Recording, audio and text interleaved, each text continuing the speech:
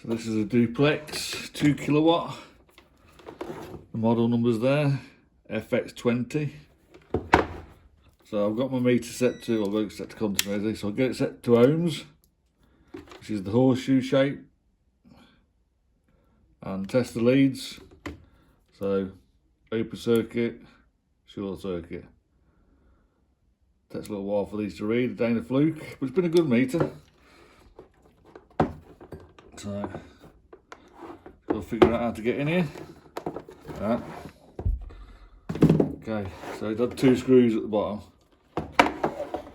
So what we've got, looks like the element, the heating element, and just the motor. That looks like a thermal cutout, and obviously the control board. So not a lot to it. I think first we'll test this. So all we need that is continuity. So trace the wires.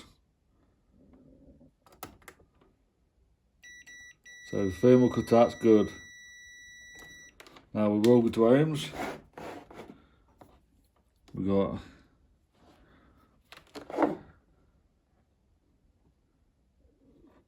obviously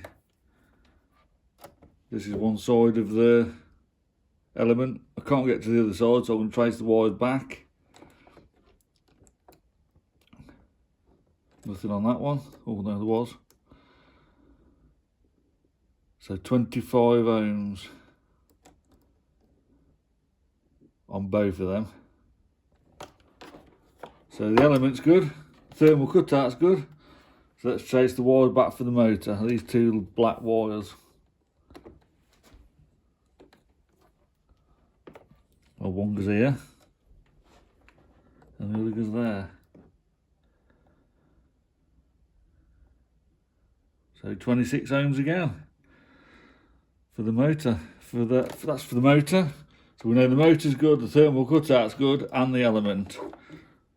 There's a little switch here that goes from 1 kilo ohms to 2.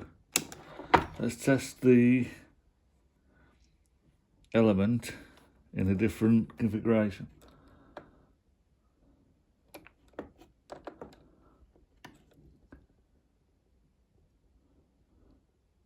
So that's reading 50 ohms now. You flick the switch.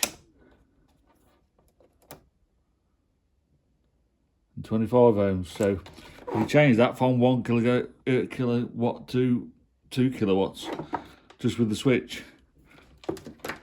And obviously you got the microswitch here that turns the unit on and off. So there's not a lot to that.